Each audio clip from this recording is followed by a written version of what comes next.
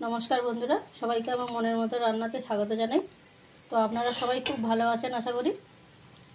आमी आजके आबार एकटा नतुन रेसिपि निये चले एसेछि। आजकेर रेसिपिर नाम हच्छे मशाला आलू भाजा। आमी किभाबे एई आलू भाजाटा बानाच्छि आपनारा प्रथम थेके शेष पर्यन्त भिडियोटा स्किप ना करे देखते थाकुन। बानाच्छि मशाला आलू भाजा। तो एरकम छोटो छोटो आलू निये आमी एरकम चाका चाका करे गोल गोल करे केटे नियेछि। आलूटा सेদ্ধ करे निते होबे तार जोन्नो कड़ाइते दिये दिलाम परिमाण मतन जल दिए दिलाम।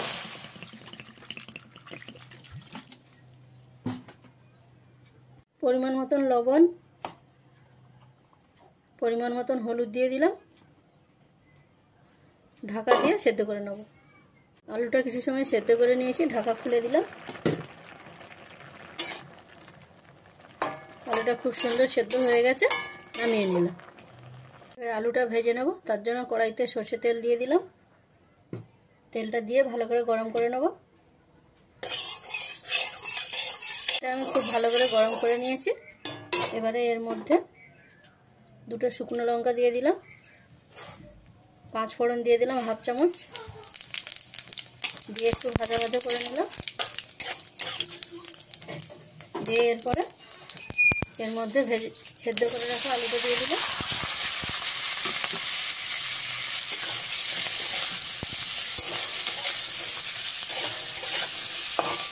দিয়ে অল্প কিছু সময় এরকম ভেজে নেব আলুটাকে। গ্যাসের ফ্লেমটাকে মিডিয়ামে রেখে আলুগুলো খুব ভালো করে ভেজে নিতে হবে। আলুর গায়ে যতক্ষণ না একটু লালচে কালার আসছে ততক্ষণ আপনাদের খুব ভালো করে ভেজে নিতে হবে।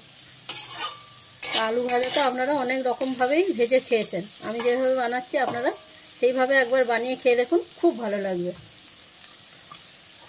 আর বাজার থেকে চেষ্টা করবেন এরকম ছোট সাইজের আলু নিয়ে খোসা না ছাড়িয়ে আপনারা সরাসরি এরকম গোল গোল করে কেটে নেবেন, নিয়ে ভাজবেন, দেখবেন খুব ভালো লাগবে। তো আমি যে প্রসেসে আলুটা ভাজছি আপনাদের অবশ্যই ভালো লাগবে। আর ভালো লাগলে চ্যানেলটাকে লাইক করতে ভুলবেন না বন্ধুরা। কমেন্ট করে চ্যানেলটা সাবস্ক্রাইবও করে দেবেন। এটা আমি খুব ভালো করে ভেজে নিয়েছি। আলুর গায়ে লালচে কালার চলে এসছে। এই পর্যায়ে আমি এর মধ্যে 3 পিস শুকনো লঙ্কা নিয়ে বেটে নিয়েছি, দিয়ে দিলাম। দিয়ে খুব ভালো করে মিশিয়ে নেব।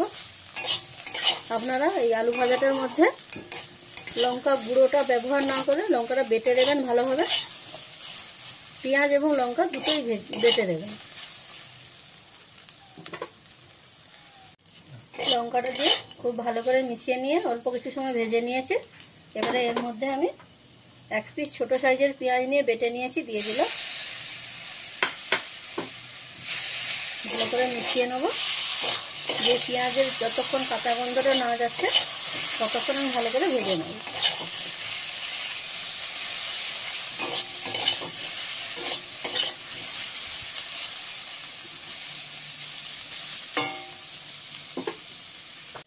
পেঁয়াজটা দিয়ে খুব ভালো করে ভেজে নিয়েছি, পেঁয়াজের কাঁচা গন্ধ চলে গেছে। তো শেষ পর্যায়ে আমি 1 চামচ সরষে তেল দিয়ে দেবো, দিয়ে খুব ভালো করে মিশিয়ে নেব।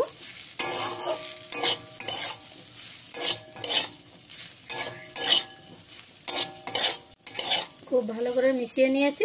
তো মশলা আলু ভাজাটা আমার রেডি হয়ে গেছে, নামিয়ে নিলাম।